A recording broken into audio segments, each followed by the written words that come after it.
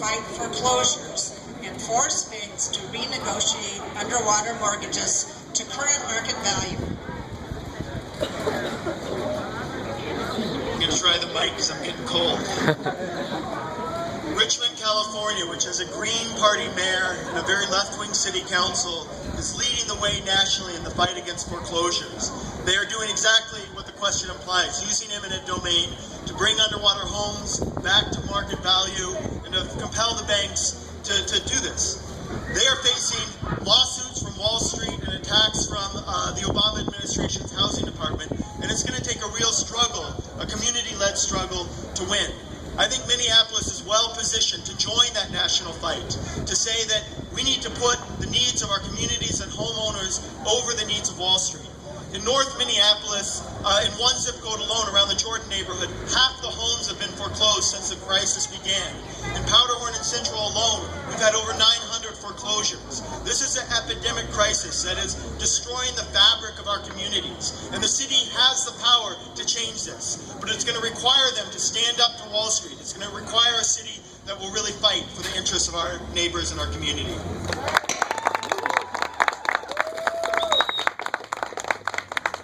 You know, what's interesting is that when I was growing up in a small rural town of 7,000 people, the city tried to use eminent domain to take my mom's house and expand the dairy company next door. So I'm well aware of the power of eminent domain, and I'm ready as a council member to turn that power around and use it for the good. So yes, I support eminent domain to make sure that families can keep their homes. Additionally, as a young homeowner, and again as a working class woman, we found it very difficult to find the money to put down on a house and actually make the leap from renter to homeowner. So for me, the challenge is really, well, how do we engage with homeownership, recognizing the legacies of slavery and colonialism in this country? We realize that some people are losing their homes, but there are some people in our communities who will never be able to own a home because they will never be able to get a loan and they will never be able to pass their credit scores. So how do we think about that, and how do we engage to make sure that indeed everyone can have a nice home and not be, put away in some of these slumlords and homes and other apartments that are run in a very demeaning way where, it really challenges our humanity. So I encourage us to think about that too as we're thinking about this issue.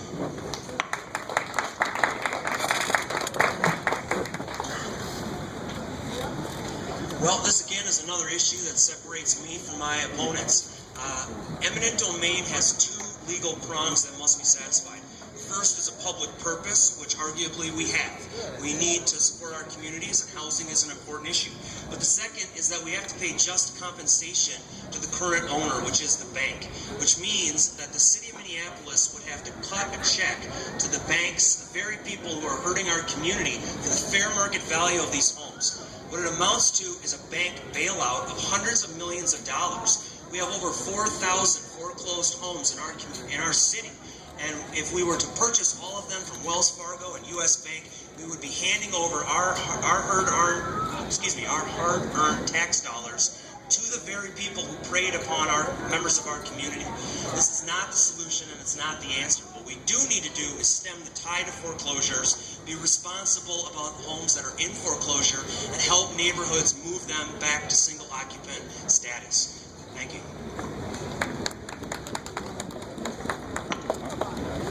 It is obvious that we forget usually what creates the problem.